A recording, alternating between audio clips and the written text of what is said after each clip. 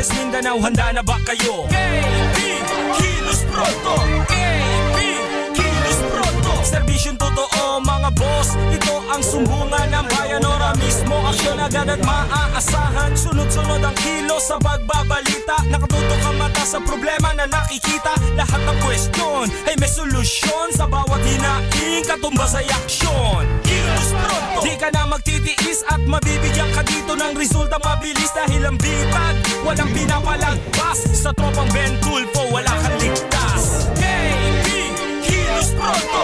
KB, Kilos Pronto! Ipaglalaban ng karapatan, problema'y matutugunan. Maraming katanungan dito ay masusolusyonan. Kilos Pronto! Kakampi ng masa, humanda ang lahat. Sa bawat abusado, ito na ang katapat. Napakatibay na programa na inyong hinahangad. Walang patumpi-tumpik at kumikilos agad-agad. Kilos Pronto! Ang ating sumbungan, madali lapitan at agarang kang matutulungan. Na kahit anong krimen, handa naming harapin. Basta hustisya'y makamit, lahat ay aming gagawin. KB, Kilos Pronto! KB, Kilos Pronto! KB, Kilos Pronto! Magandang gabi, Luzon, Visayas, Mindanao. Saan man kayo na naroroon, kung kayo ho'y viewers ho ng Kilos Pronto, eh binabati ho namin kayo ni Alex Santos. Good evening. Mo sila. Magandang gabi sa inyong lahat. Good morning, good afternoon sa ibang mga bansa. Depende na yan kung saan. Okay. Ngayon hoy, 16 ng Enero, Lunes. Again, sabi ho natin, una sa lahat, yung hong sala ng balita. Ito hong topic ho natin. Pabor po ba kayo na i-block dito sa Pilipinas ang lahat na pornography site? Ito ay matapos lumabas sa report ng isang porn website na Pilipinas ang nasa top number 1 ang listahan ang pinakamatagal manood ng mga adult videos. Grabe, no? Tayo number 1? Ano ibig sabihin yan? Magdamagang nanonood ang ilan po natin mga kababayan na mga malalaswang panoorin. Yan. Pag nakapasok na sila sa sinasabing pornographic website, parang addiction na ho yan eh. Ala ka ng kawala, hindi ka na makakalabas unless otherwise nagpa-therapy ka. Ano tingin mo, Pero Lex? tayo, bilang magulang, ayoko naman hong malagay rin po yung mga anak ko na maging addict rin po sa panunood ng mga pornographic materials na yan. Yan po'y nakakasama sa kanilang pong isipan. Maaring gumawa ho sila ng kanilang pong kalokohan sa pamamagitan po niya mga pinapanood nila. So yan po, magandang topic yan ha. Kaya magbigay ho kayo ng inyong pong mga salubin sa tanong po natin ngayong gabing ito. Okay, eto hoy, iba hong teknolohiya hong gamit ho natin. Point-to-point fiber optic transmission. Mula ho sa dito sa studio ho namin, diretso ho to sa UNTV channel. Lahat ho yan, nakipapanood ho sa mga stasyon ho nila dyan. At dito ho, sabay ho dyan sa bitagmedia.com, official website ho ng Bitag. Ganon din ho sa Facebook, live streaming ho tayo, Kilos Pronto page. At kung meron po kayong mga reklamo at problema at kung kayo po'y inaapi at inaalipusta ho ng ilan po natin mga kababayan, may sumbungan na po kayo. Ito po ang inyong po mga kakampi, Ben at Alex sa Kilos Pronto. Kaya ready na ho kami. Wala nang patumpik-tumpik pa. Kilos Pronto na mga bossing. Huli sa akto, sariling kaibigan ginoyo, walang malay na BFF, pinasok ng magnobyo. Pobreng biktima, hindi makapaniwala, best friend ang kumana. Mag-asawa sa Maragondon, Cavite, patay. Mga biktima, sinekal at pinalo na matigas na bagay. Mga halang na kaluluwa, alam kaya pinatay nila ay nakatatanda, alamin sa Kilos Pronto. Kung ikaw ay mahirap, bawal ang magkasakit. Kaya naman, si Juan de la Cruz, tiis lang. May nararamdaman man, buti na lamang may mga magagandang loob. Ang pagtulong, lubos-lubos, alamin sa Kilos Pronto. Iba rin ang trip ni Kuya. Naka-helmet sa loob ng jeep. Baliwala, nasa paligid niya. Makagawa lang ng eksena.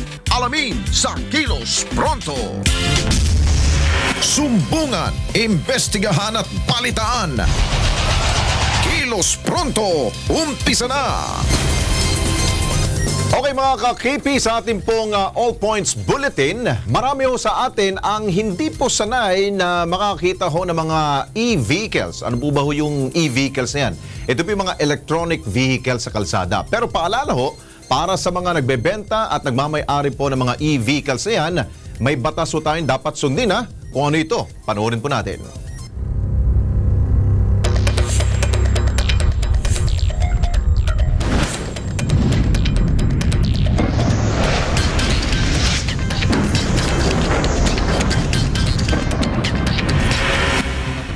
Alinsunod sa Republic Act 4136 o ang Land Transportation Code of the Philippines, lahat ng mga sasakyang tumatakbo sa lansangan obligadong rehistrado sa Land Transportation Office o LTO. Hindi exempted dyan ang mga light electric vehicles. Ang po na batas na ini-implement ng Land Transportation Office ay yun pong Republic Act 4136. Ito po yung Land Transportation Code of the Philippines.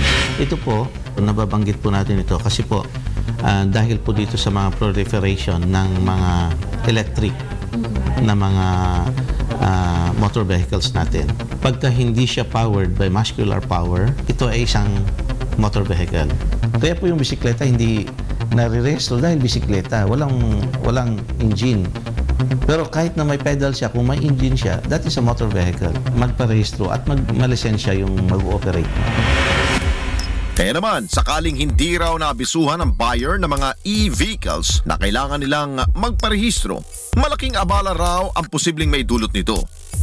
Very clear naman po sa 4136 ang ating batas na dinidefine po niya yung motor vehicle. So pagka sinabi mong no LTO registration, on what basis po na sinasabing walang registration? Pagka no license needed, ano pong reason na, ano pong basihan? Anong legal basis na walang lisensya? Ay, hindi kailangan ng lisensya. Ito po idadaan sa mga national highways po natin. Tatlo ang klasifikasyon ng light electronic vehicles: electric jeep, electric bike at electric tricycle. Lahat ng ito, ekstriktong binabantayan ngayon ng LTO dahil ang ilan sa kanila, mga pasaway at hindi rehistradong umaarangkada sa kalsada. Pero paglilinaw ng ahensya, ito po gusto po nating linawin na ang atin pong pamahalaan at saka itong pong pamunuan ng LTO, hindi po, ito pong mga batas na pinapatupad natin, hindi po ito pag-discourage sa mga gagamit ng alternative fuel or alternative motor vehicles. Sa halip po ini-encourage po sana natin ito kasi napakalaki po yung epekto niya sa environment. masusing inaalalisa ng LTO ang kanilang mga implementing rules and regulations para parusahan ang mga lumalabag sa RA 4136. Napaalala lang po sa mga dealers po natin ng mga electric vehicles kung may paglabag sa mga kasalukuyan na mga batas na pinapairal ng LTO, yun po ay implement po namin. Ayun, sabi nga Ben, no, kung ayaw mong i-rehistro ang inyong pong mga e-vehicles, manatili na lang ho kayo sa inyong pong mga lugar na pwede ho ninyong gamitin ang inyong pong mga sasakyan na yan. Pwede ho sa inyong farm, pero wag ho sa kalsada ho, yung mga major roads. Minsan ho, kapag naubusan ho kayo ng baterya at nawalan ho ng power ang inyong pong mga dinadala pong mga e-vehicles na yan, naku po, baka disgrasya pong abutin ninyo. Okay, linawin natin, Lex. Sinabi kanina ng nagsasalita sa department. Sa LTO. Sa LTO. Yan hong karapatan ninyong makabili niyan. That's your right. Yes. Pero pagdating ho na pag-aari nyo na yan, pribilehiyo na yan kasi kukuha na kayo ng mga yung rehistrasyon. Yes. Tsaka isa lang, Lex, nasabi mo, maganda yan sa mga farm. Yeah. Maganda yan, hindi lang sa farm, maganda rin yan sa sinasabi ho natin mga inside mga sa golf course. Yes. Wala naman pinagkaiba yan sa mga golf cart na nilalabas, tinatakbo, na talagang walang karapatan sa kalye. Kahit sa loob ng subdivision. Yung mga subdivision, sabihin na natin, mga board members, mga owners, officers, officials ninyo, kuminsan, pag yan nakadisgrasya, nakasabit, may pananagutan. Tama. Kuminsan, pag wala, abay, mahirap na. Kaya nga, pag ikay nagmamaneho dyan, kinakailan talaga ng rehistrasyon. Natural, may kaukulang lisensya. Yes. Pero pag yan ginamit ng mga kabataan, nagiging irresponsible na, ayan, kalat-kalat na yan. Tama yung binanggit mo, Ben, no? Ang kaakibat to ng registration, kaya po yan po lagi pong ipinapaalala sa atin ng LTO, ang registration po, meron po yung kaakibat na insurance. Kapag na-involve po yung sasakyan ninyo, at least meron po kayong pambayad doon po sa inyo pong naagrabyadong tao. Tama. At the same time, kung kayo meron naman pong nasira sa inyo po sasakyan, sagutin po ng insurance yan. Para to sum it all up, Lex, ano? Sabi nila, hindi nila dinidiscourage sa halip, hinihikayat dahil karapatan ang bumili ng sasakyan. Pero pag-aari niyan, kaakigat yan, sinasabi ng pribilehiyo na yan, na may kaakibat na responsibilidad. Kasama dyan, pati yung paggamit ng kalsada. Pag nakadisgrasya, abay may karapatan yung sinasabing na agrabyado mo na makakuha ng danyos kung ano mang nasira mo o na-disgrasya mo. Ito, panghuli ko. Matutuwa pang Department of Environment and Natural Resources yan. Yes. Dahil less pollution ho yan eh. Exactly. Dahil baterya, wala namang binubugang usok ho yan. Ayos yan. Kaya we don't discourage yung pong pagbiling ng mga ganun. Ayun. So, malinaw yan ha. Lex, dito naman tayo sa usapang pagnanakaw. Okay. Sariling kaibigan ninakawan ng mamahaling gadget. Ang insidente sa pool sa CCTV. Panoorin!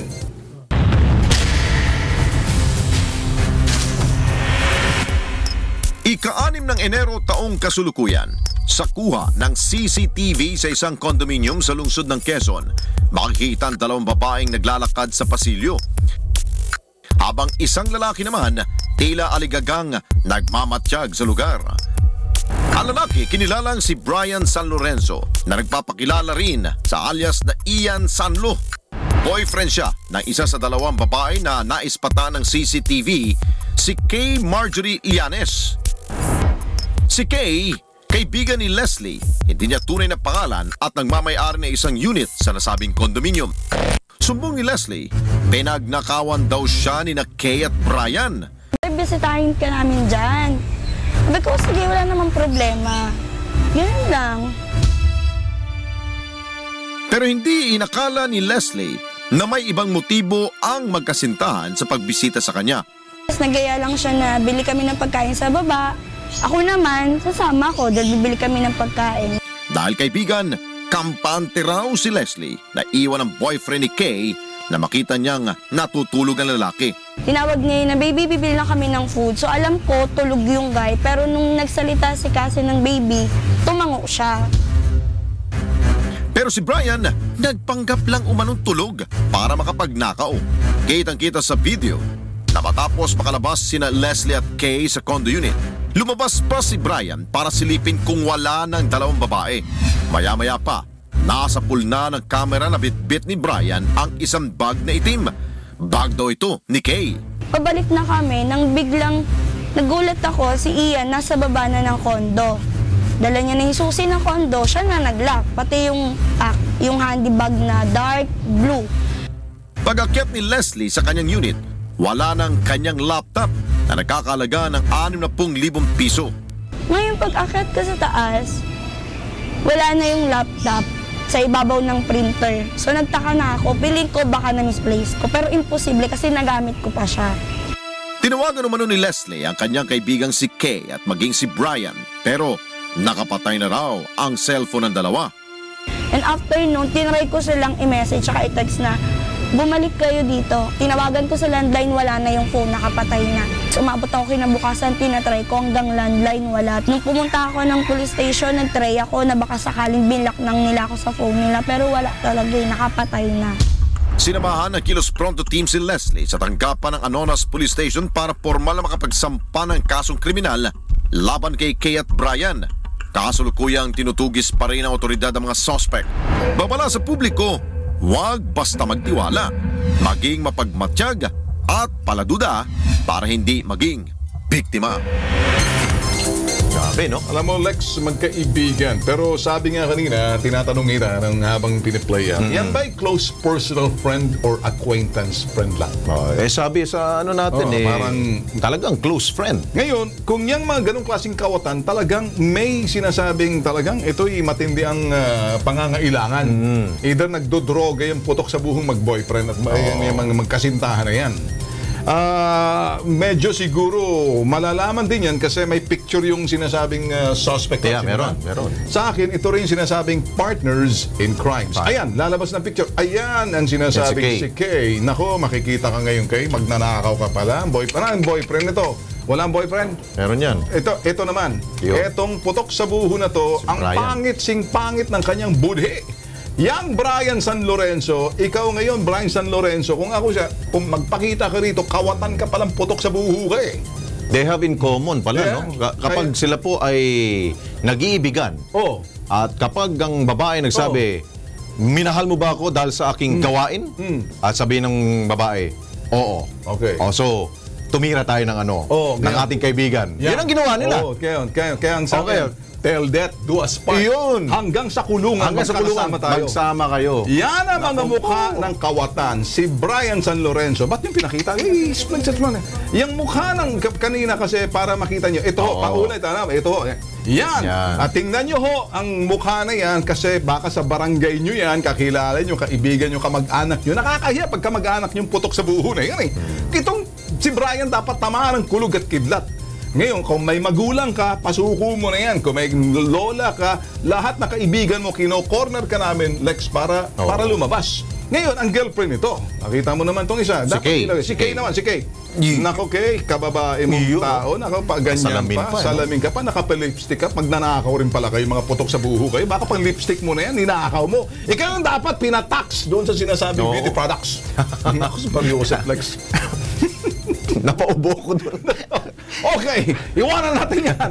Ayan na, oras na. Sana na mga balita. Ito yung issue. Pabor ba kayo na i-block dito sa Pilipinas ang lahat na pornographic site? Oy, magpadala ho kayo ng inyong pong mga salubin at inyong pong mga gusto pong sabihin sa ating pong tanong ngayong gabi. Okay, basahin na natin. Okay, direct. O ito, si Joey Lomerio, sabi niya, yes mga idol, panahon na para mawala ang mga sites na yan. Yan din kasi ang pinagmumulan ng mga kamanyakan dahil po sa mga napapanood nilang porno. Yung sabi ko, Ben. Yan, okay. Sa Rexdale Malyari, dapat lang para mawakasan na ang paghahari ng pornografiya dito sa Pinas. Malaking saludo ako sa ating gobyerno para dito sa hakbang na i-block ang lahat na porn site. Sana nga lahat na taong na huhumaling sa pornography ay magbago na sila. Sabi nga natin, Lex, yung pornography is a form of addiction. Yes. The only thing that you can do is either good therapy at is spiritual, siguro spirituality ng tao, depende kung kay lapit sa Diyos. Ito sabi naman po ni Glimbert Orteza, yes, i-block at bigyan ng parusa ang gagawa ng porn site. Usually kasi sa abroad nung gumagawa niyan eh. Access lang tayo dito sa Pilipinas. Si Kasmi Chan, maraming paraan para magbagong IP address kaya kahit iban o i-block yan, wala rin makakapagpigil sa kanila. Merong ways to do that. Ito si Zoiro Asonipse. Sabi niya, yes po. Para na rin po sa kaligtasan ng kabataan at maiwasan ang masamang pag-iisip sa mga mamayan makapanood ng mga ganyan. Alam mo, like, pinag-usapan natin kanina, ang pinaka number one pala ng parang tumatangkilik dyan po mga tawag dito, parokyado sa mga porn site, Pinoy. Pinoy, number one nga tayo eh. Hindi tayo number one sa text. Number one Hindi rin po ko tayo. maintindihan kung yan, the big letter L. Naku. Okay. Kali. Alam mo na yan. Alam mo na yan. At sa ating pong pagbabalik, mag-asawang senior citizen, inumpog sa sahig hanggang mamatay, motibo sa krimen, pagnanakaw nga ba o away pamilya? Ito naman, 20 empleyado ng isang construction company sa Pasig City sumugod sa Kilos Pronto, Sumbong. Aaksyonan live.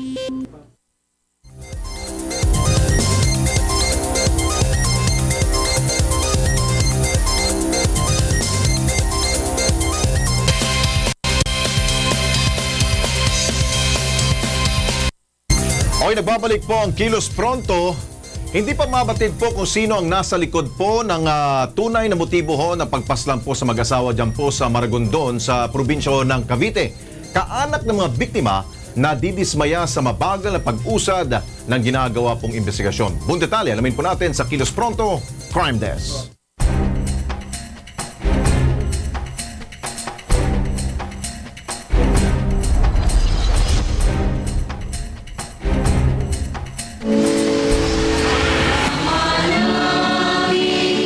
Simbang ito ang sagradong tahanan ng mga mananampalatayang Katoliko sa Barangay Garita A sa bayan ng Maragondon, Cavite.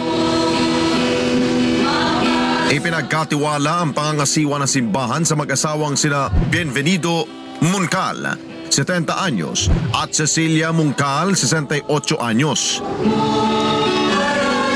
Pero nitong linggo, ang misa ng taong bayan inalay sa mag-asawang Muncal. Magkasama sila nakaburol ngayon matapos ang isang malagim na krimen.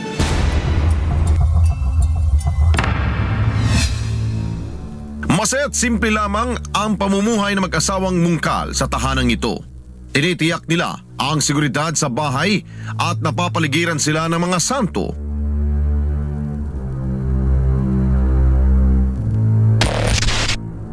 Pero dako alas 6:30 ng gabi nung 12 ng Enero taong kasalukuyan, natagpuan ng mag-asawa sa loob ng bahay, kapwa wala ng buhay at naliligo sa sariling dugo. Nung nakita ko nga yung dalawa, face down pareho, and, nasa full of blood na sila pareho talaga. No sign of talagang wala na yun. Ang tingin ko sa kanila matagal na matay, mga hours ago na. Sa investigasyon ng Maragondon PNP, wala raw nakita mga saksak at anumang armas na ginamit pagpatay sa mag-asawa. Ang tanging napansin ng otoridad, parehong basag ang kanilang mga buka na posibleng inuntog daw sila sa semento. Ang babae, pinatay sa untog.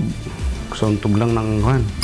Then itong lalaki naman, pinatay sa sakal na pamamagitan ng sintas ng sapatos. Sa paunang investigasyon, pagnanakaw ang unang motibo sa krimen dahil nawawala ang baril ng pagmamay-ari ng mag-asawa.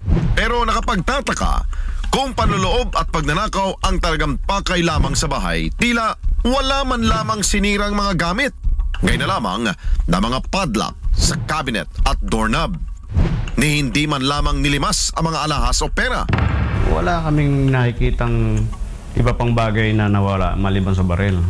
Kaya ang naka-stick kami sa presumption na robbery rin talaga ang plano doon. Maaring sa nangyari lang, nataranta yung mga suspect kaya hindi na nagawa pang maghalot na napatay na nga nila yung pareho yung mag-asawa.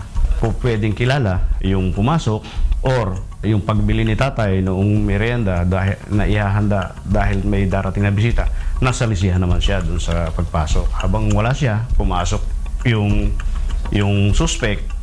Then, nung nasa loob na, baka ang iniisip namin, yung matandang babae na nasa loob, inuna nang patayin. Then, inabangan na lang uli yung pagbalik ng matandang lalaki. Bago mangyaring krimen, dakong alas 12 ng tanghali noong January 12, luna ng sasakyan, bumarad na sa harapan ng bahay ni Namungkal ang nooy mga bisita nila mula sa isang kilalang drugstore. Pag-uusapan sana nila ang pag-upa sa kanilang pwesto. Pero dahil walang sumasagot, nagpatulong ang mga empleyado sa kalapit bahay na tawagan ng telepono sa loob ng bahay na mag-asawa. Wala pa ring taong sumasagot sa mga tawag. Pagsapit ng alas 6 ng hapon, sinilip ng kapitbahay ang kusina ng bahay ni Namungkal. Nooy natanaw ang mga dugong nagkalat sa bahay.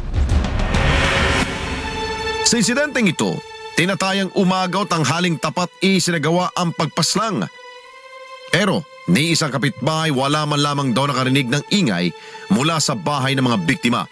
Hindi rin napansin kung may mga taong pumasok at lumabas sa bahay. Bagamat hindi naniniwala ang pamilya at kaanak, isa sa mga anggulong tinitingnan ngayon ng pulisya ay ang away sa lupa ng biktimang si Cecilia at ng kanyang nakatatandang kapatid.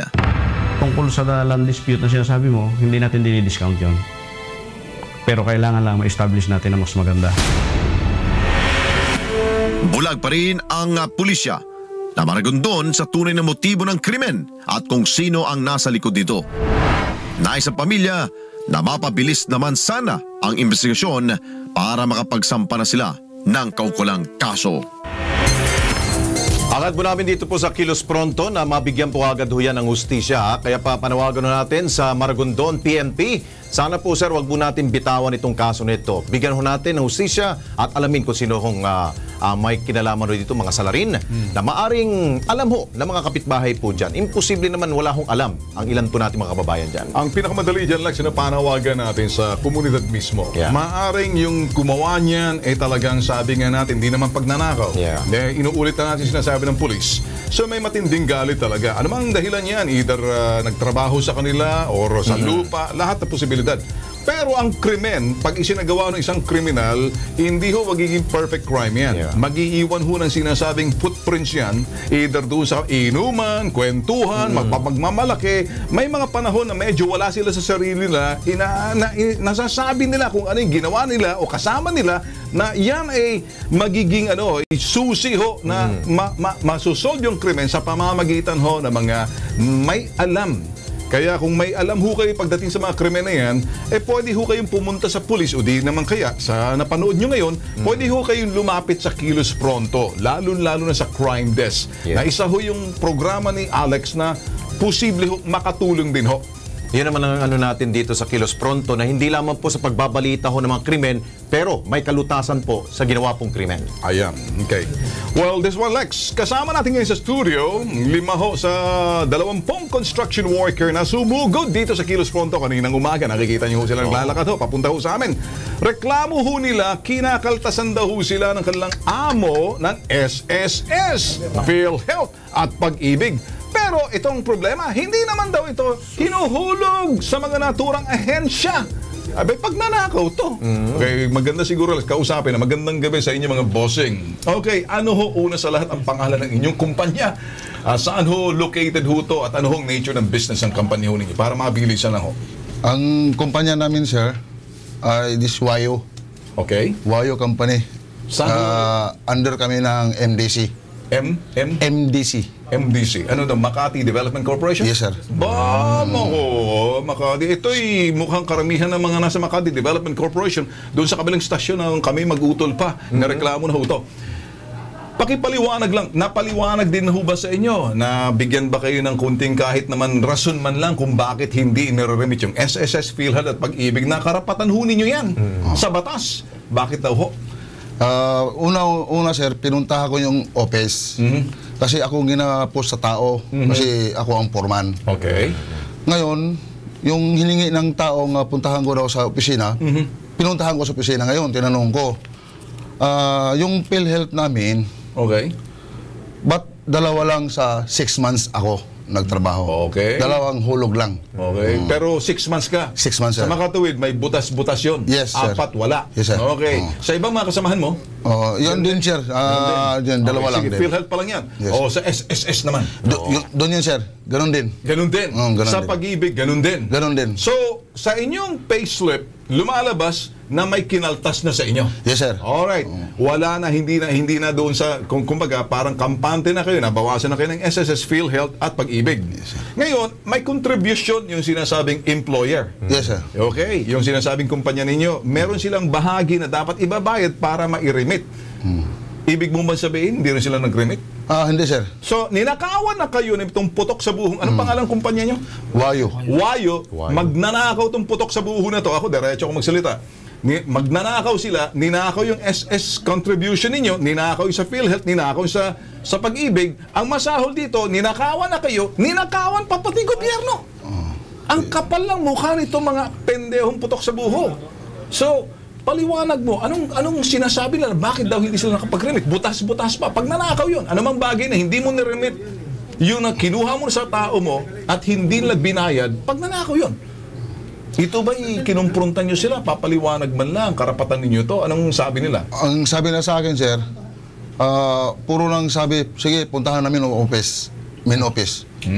Tapos isa pang yung complain namin, sir, yung others namin. Ginadidaksyonan kami per day 60 pesos. Bakit sa namin 60 pesos? Tinanong ko yung paanong yung 60. Kasi nakalagay sa payslip namin, others. Others, Others. Parang miscellaneous. Parang Yes, ganun. O para saan yun? Hindi kaya nga naguluhan ng mga tao ko nga ano ng others sa 60 per day. Okay. Bakit? Pinuntahan ko naman sa opisina. Inko, sir, ano ba yung others na yan? Kasi naguluhan ng mga tao. Ang ibang tao hindi na magtrabaho kasi ang isip nila ang others. Ngayon, ang barracks daw yun. Ba't doon ba kayo natutulog? Ngayon, ang problema ngayon, sir, hindi kami nagbarracks, but deductionan kami ng 60. Okay. Yun lang. Yan ang palagi ng daming mga ano. Nako. So, Construction Development Philippines Corporation. Ito ba'y Koreano? Wayo. Insik, sir. Inchik. Chinese. Ba, delikado, galit yan ang ating Pangulo. Pag ganyan lang, isa ka lang sistema, nakaw sila Kailangan Pilipino. sila maalis dito sa Pilipinas. Di pwede dyan. Ngayon, para sa isyong yan, nasa linya ngayon si Gilbert Sales, ang Construction Site Manager. Sir, Mr. Sales, good evening ho sa inyo. Mr. Sales. Mr. Sales. Mr. Sales, nandyan ka. Mr. Sales. Ayun ang binangaan na. Ang magnanakaw, takot sa mga taong itong nagsasabi kung nagtutugi sa kanila. Pero may magnanakaw, takot sa kapwa magnanakaw. Hindi kami yun. Okay, kami tagatugis na magnanakaw. So nakikita niya na ngayon. Si mismong pinatay niya. Nakita niya, okay, ay, paano natin? Okay. Dito naman sa Kilos Prontong Aksyon natin, nasa linya natin si Marian Jane Alumbro ng Labor Laws Compliance Officer ng Dole Pasig. Magandang gabi po sa inyo, Ma'am Jane, Marian Jane Alumbro. Jane po. Okay. Jane po. Okay, ma'am, nilalapit lang ho namin kasi tinawagan na ho namin yung employer ho nito ng, ano, ang pangalan? Hanyo? Huwayo. Okay. Hindi ho nire-remit yung SS, hindi nire-remit yung Pag-ibig, hindi ho nire-remit pati ho yung PhilHealth. At nagbabawas pa ho sila ng sinasabing others, daw yun ang sinasabi ho nila, parang ang dating, yun daw ho, yung barracks fee, na hindi naman ho karamihan sa kanila na natutulog doon. Ang tanong ho rito, ano ho matutulong at ano hong dapat hakbang na magagawa ho ng mga nandito ho ngayon? At saka kahalintulad na reklamo ho nito, kayo ho ang ano, I'll give it siguro the privilege ho na ipaliwanag ho para kung sakaling may mga lukulukong siraulong mga employer, ano ho magagawa ng mga empleyado at ano ho matutulong ho ninyo? Unang-una sa lahat po, good evening po. Yes, ma'am. And to our listeners. Alright. Live ho tayo, ma'am, sa UNTV. Kasama ho natin si Alex Santos. Yes Hello, po, ma'am. sir. Sir, matanong po lang po sila, saan po yung city located yung Y? Sa? City. Saan city? Pasig City, sir. Sa may Pasig City, ma'am. Anong barangay ito? Okay. Sige. De La Paz. Barangay de la Paz. Okay, sige. Alright. Sige, unahin ko muna itong sir, yung 60 pesos per day nila. 60 deduction ho para daw doon sa barracks construction site. Ewan ko kung para saan ho yun. Yun ba illegal? Illegal ho, ma'am. Pagko-collect ng ganyan. Sir, kung totoo sa facilities nila, sir, yan, hindi dapat bin-deduct yun na walang facilities evaluation yung company. Alright, okay. Okay, sir. Sa facilities din yan, kailangan din, meron yung mga specific guidelines. Hindi yan basta-basta ng automatic, unilaterally na deduct ng company. Especially yung empleyado, hindi naman nakatira. Okay, okay, So, ma'am. pwede siyang ma-covered under Labor Advisory 11 po, sir. Effective po yun ng September 2014. Okay. Na bawal po yung mga illegal deduction, yung non-interference of illegal. Alright. Nandito ho kasi mga nakikinig ho sa atin ngayon, 20 ho sila katao. Ma'am, maliban ho doon, ano hong hakbang na magagawa rin ng labor ho? Siguro sa bagay, meron hong SSS, may Pag-ibig, gobyerno ho rin, meron din hong PhilHealth. Pero yung pagnanakaw ho yung may contribution din ho sana mga employer, pero yung kinaltas na ho, hindi ho nila nire-remit. Parang ninakaw din ho yun ito ho'y ibang klase ho. Parang ano ho magagawa din ng labor ho dyan? Maliban ho doon sa 60 pesos na facility or construction site, whatever, kung ano man yun. Maliban ho doon sa sinasabi ho, yung deduction ho nila na hindi nire-remit. Ano ho may inyo magagawa? Yes, sir. Since Pasig City naman po yan located, sir, yung company ng Wagyu. Pwede sila mag-proceed sa office namin para ma-assistan namin sila. Okay. Sige, ma'am. Okay. So, ang location ng office namin sa Dole Pasig office is 4th floor, Rajen 2 building, Alright. Shaw Boulevard, corner ground po, Pasig. Alex, tingin mo. Ayun, oo. Dahil, ito nga yung problema ngayon. Di ba meron tayong mga issue po sa SSS, yung mga increase na yan. Tapos meron pala mga delinkwente, na mga employer na hindi ho nagre-remit, kawawa naman ho itong ating po mga empleyado, ma'am.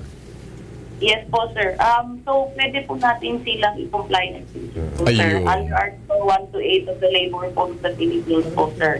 So, isa sa mga Labor Laws Compliance Officer po natin, mag-proceed po doon sa company, sa address ng company where they are doing business. And pwede po natin matingnan lahat ng employment records nila, mag-service workers, pati din po yung premises ng company, sir, check for compliance on safety and health standards po, sir, occupational safety and health standards po, sir. Alright, ma'am, to make it official para makatulong na rin ho yung sinasabing tanggapan ninyo dahil officially tinanggap na ho namin, i-endorse ho namin pero tututok ho kami dito ho sa kanila. Ilalapit ho namin sa inyo, sasamahan ho namin para nang sa ganun natututo ho yung mga nanonood ho sa amin dito sa public service ho namin.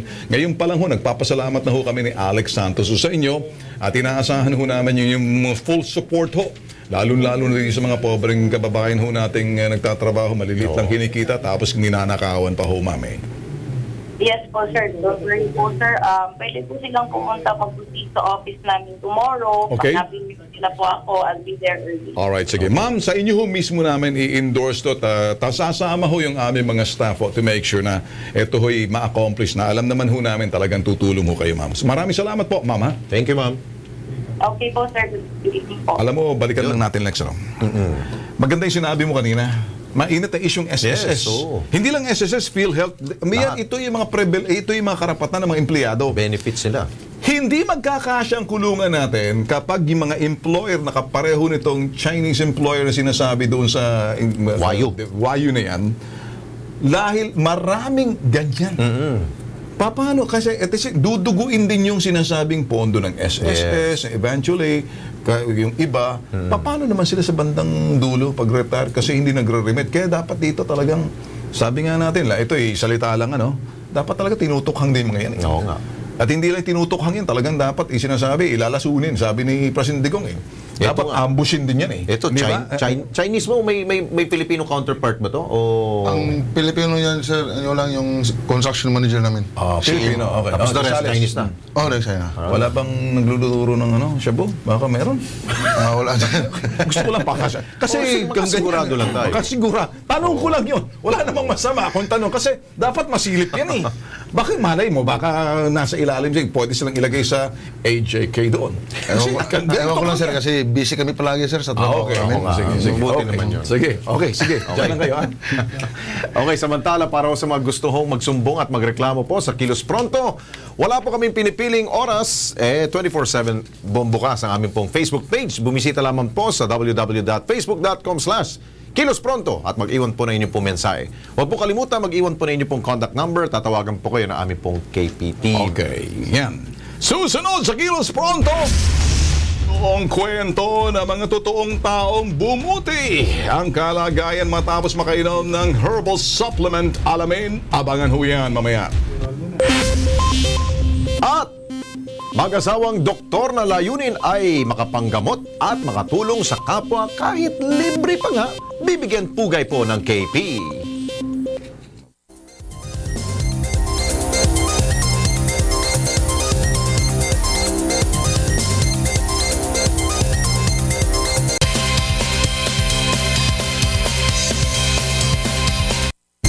Okay, nagbabalik po ang Kilos Pronto. O ito, Ben, bigyan pugay ho natin ang mag-asawang doktor dito po sa lungsod ng Quezon.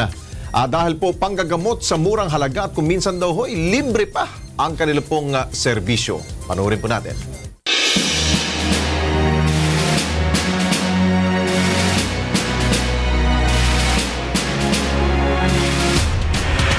Sa isang ordinaryo at simpleng bahay dito sa barangay Sangandaan, lungsod ng Quezon, inabutan ng KP team ang maraming tao na dumadagsa sa pagpila. Sa unay, akalain niyong may pagtitipon, pero baka sa mukha ng bawat isa ang kanya-kanyang sakit na iniinda. Ito pala ang bahay na mag-asawang doktor na Roland at Leilani Mamawag. Sila ang takbuhan, hindi lang ng mga residente ng barangay Sangandaan, kundi pati na rin ng iba pang mga may sakit, nakapos sa pambayad at nangangailangan. Yung may mga trabaho na busy sa araw, may chance silang magpa-doktor na hindi nag-absent. Kasi sa hapon po ang simula ng kanilang clinic. Nung previous year, bali 7 o'clock, paano nga hanggang madaling araw. So ngayong late ng 2016, nag-change na po ng 4 o'clock. Kaya wala akong problema sa mga nagtatrabaho, hindi sila nag-absent. Lunes hanggang Biyernes, pagkatapos sa maghapong duty sa ospital, diretso sa kanilang bahay ang mag-asawang doktor. Hindi para magpahinga, kundi para ipagpatuloy ang check-up sa mga nagpapakonsulta at lumalapit sa kanila. Tyler! Tyler! Dito, kung walang pambayad huwag daw mamblema. Halos libre na kasi ang pagpapakonsulta sa kanila. Kapag nagpapareseta sila, nagpapacheck up, tapos magkakaroon nga sila ng reseta, hindi naman nila mabili. So, kawawa naman yung mga tao. Ang ginagawa na lang namin, kung check up namin ng libre, tapos kung hindi talaga makabili ng gamot, binibigyan na rin namin. Oo. Tapos kung sana, pagka kaya na nila magbayad, nagbabayad sila, yung iba hindi. Pero okay lang yan. Ang mahalaga sa amin, gumaling sila, kaysa kung saan-saan pa sila nakakarating, tapos may sakit pa rin. Likas daw sa mag-asawa ang pagtulong sa kapwa dahil yan ang palaki sa kanila. Dagdag pa nila, Doc, ang tunay na mahalaga sa kanila. Sa amin gusto namin gumaling sila na hindi sila ganong nagastusan. Kung nagastusan man, syempre babayaran yung ibang ginamit sa hospital. Pero as much as possible, gusto namin gumaling sila nang hindi magastos. Yun na lang yung pinaka-reward namin na nakauwi, gumaling, nagpasalamat. Okay na sa amin. Bukod dyan, hindi nila kinakalimutan ang pagtulong sa kapwa ng walang inaasahang kapalit. Proud naman ako talaga dyan sa anak kong yan kasi masipag maghanap buhay. Ganun. Tapos mababait naman. Sila mag-asawa. Okay lang anak, pagpatuloy mo lang yan. At mula rito sa Kilos Pronto, isang pagpupugay ang alay namin sa inyo dahil sa taos-puso niyong pagtulong sa publiko. Alex, doon sa dalawang sa mag-asawa na yun. Yeah. Ako, nakikita ko yung biyaya nila, isinishare lang nila. Tenfold. They seem to be placed, parang they seem to be well-entrenched dun sa kanilang ginagawa. Parang pagtulong na lang talaga. Bihira makikita ngayon yan. Tama. Dahil una naman talaga, ang mission ho ng mga doktor ho natin ay una talaga, tulungan mo muna bago ka kumita. Oh. Pero hindi naman siguro sa lahat. Meron pong iilan pong mga doktor na tulad po nila Dr. Lani at Dr. Roland na ganun po talagang ginagawa. Inuuna muna ho pagtulong bago muna sila kumita. Ayos kayo. Yun ang sinasabi nating totoong tao. Yeah. Pero ito naman, Lex, ito yung may tuturing mong mga pasyente rin ng doktor. Ngayon, ito yung mga istorya ho ng totoong tao, totoong pasyente, totoong karamdaman, totoong hamon sa sinasabing totoong lipunan na kung minsan alang katiyakan yung iyong sinasabing estado sa buhay. Yeah. Pag nagkaedad ka na, marami kang mararamdaman. Etong 66 years old na sabihin ginang natin, si Juanita Francisco. Housewife lang to, Lex, alam mo, pag sinabing nagkaroon ka ng pinched nerve na ipitan ka ng ugat sa spine, naku, hindi ka makagalaw. Naku, hindi lang. Yung karamdaman, pananakit sa likod, ilang buwan, hindi makalakad. Ngayon, matapos ma-operasyon ng gallbladder, doble banda, operasyon ng gallbladder, nagpatingin sa doktor, di ba? Sinabi sa kanya, yun na nga, di ba? Ngayon, alalay lang yung kanyang mga apo rito, kamag-anak, hindi para tulungan siya, no? Pag ang isang taong nawalan ng pag-asa, nako, yung uncertainty, papasok na yan, sinasabing takot, nawawalan ka na hopelessness. Parang give up. Hopelessness. Pag sinabi mong hopelessness, parang helpless ka na rin, di ba? Kung minsan, nakakadadanas ng matinding depression, pero ito, talagang nilabanan. O, yun. Uminom ho ng herbal ho. Alamin nyo yung story niya, no? Ngayon ho, sasabihin ho namin, supplement ho to, hindi ho to gamot, pero kita nyo ho yung hiwaga rito. Tingnan nyo yung connection. Totoong tao, totoong kwento, panoorin.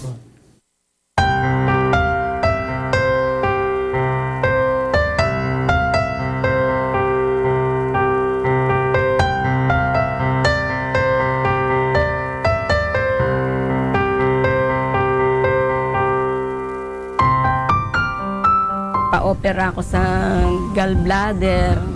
Yun na ang simula. Naramdaman ko ng masakit ang likod ko. Mga ilang hindi na ako nakalakad, hindi na ako makabangon. Binubuhat na ako. Pinaliliguan ako. Hindi ako makakilos. Siguro nakuha ko sa pagbubuhat ko sa tindahan. nagpa-check up ako nung sabi sa akin, may ipit kang ugat sa likod, spine, sabi niya. Ako nga, hindi ko maigalaw. Pagka gusto kong itaas, yun, natawag ko yung apo ko, tsaka ayan. Itong buwan yun, wala na akong pag-asa.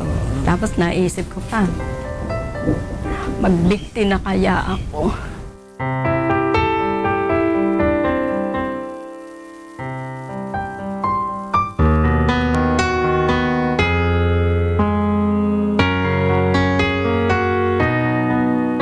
Nang makainom ako noon, pagkadalawang araw, pagtayo ko, nung lalakad ako, dumiretso pag lakad ko, sabi ko, ay, kung magaling yung herbal.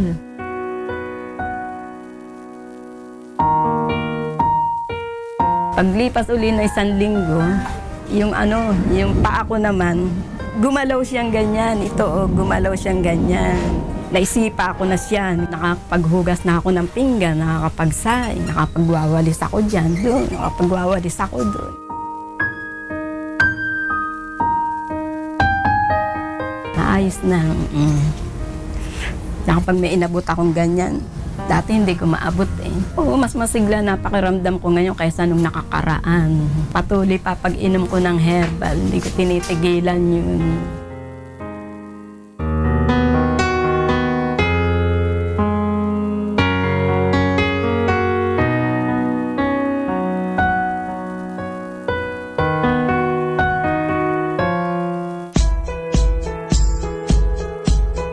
Dahil sa King's Herbal, na mild stroke ako. Ngayon nakainom ako ng herbal. Yun, napakalaking ginawa sa akin. Hindi po normal yung creatinine, saka yung hemoglobin. Dialysis po kagad. May nagbalita po binigay niya po sa akin King's Herbal po. Marami din pagbabago. Malaki po kasi yung sinigla ng katawan ko. Sinunod-sunod yung test ko, doon ako nag-positive sa bone marrow cancer. Wala na akong pag-asang buhay noon. Nung na-try ko yung supplement na King's Herbal, naging normal lahat. Sa akin kasi sa sarili ko, doon kasi ako nakaramdam ng lunas eh. Mga simple at totoong tao. Ilan lamang sila sa mga umigi, nabigyan ng lunas sa kanilang karamdaman.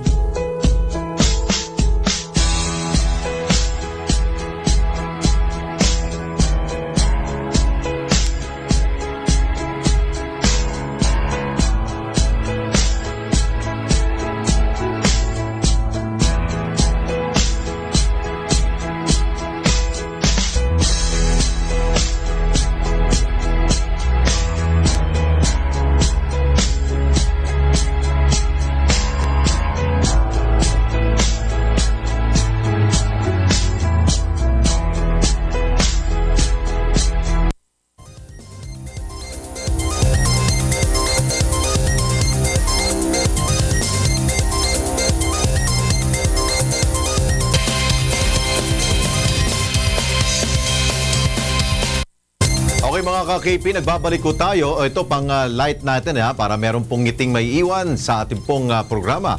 Ito, mapapaya talaga ho ang mga pasaway na mga motorista sa kalsada na hindi ho nagsusuot ho ng helmet kapag sila po ay nagmomotor. Dahil itong trending na video ngayon sa social media, talaga namang matutuwa ka. Panoorin po natin.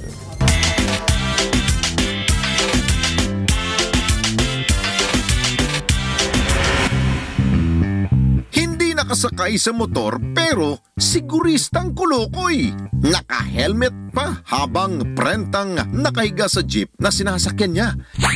Yan ang trending ngayon sa social media na umani na may get 1 million views.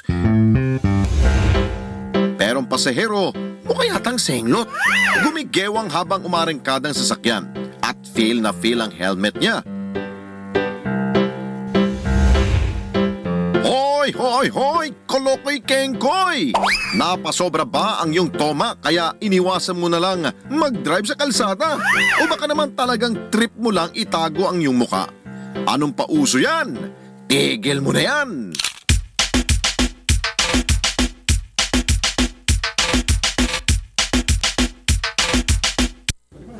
Buti nga, pinasakay siya ng jeepney driver dahil baka natakot siya, baka hold upin. Eto, habulin natin ang huling sala ho to. Etong issue, pabor ba kayo na i-block dito sa Pilipinas ang lahat ng pornographic site? Okay. Ayan, ito ang tugon ninyo. Sabi ho ni Noel Natalio, pabor ako, idol. Kasi alam ko na para sa ikauunlad ng bansa ang pagbablock ng mga pornographic site. Baka po makatulong po yan na mabawasan ang kaso ho ng rape. Si JV Valdez, pabor ako dyan, Idol Ben at Sir Alex. Dahil halos lahat na kabataan ngayon ay may mga gadget at computers na malaya silang nakakapasok doon. Kaya dapat i-block. Nakikita nyo? Accessible kasi kagad, no? Marami tong Lex, ha? Sige, Si Alegado Jeric, tama lang na tanggalin yan dahil sa panonood nag-uumpisa ang paggawa din po ng kahalayan at maraming napapahamak lalo na po sa mga babae. Si Florenda Bautista, pabor na pabor po. Hindi talaga tama makikita, makapanood ng mga bata ng porno sa murang edad nila dahil disturbing sa isip nila ang ganitong pangitain. Maraming naglalabasa ng mga porn sites sa internet. Dapat tanggalin lahat. Kailangan siguro mas paigihan pa natin yung paglagay ng mga iwasan lang restrictions. natin na talagang addictive talaga yan. Kaya dapat talaga tigilan yan.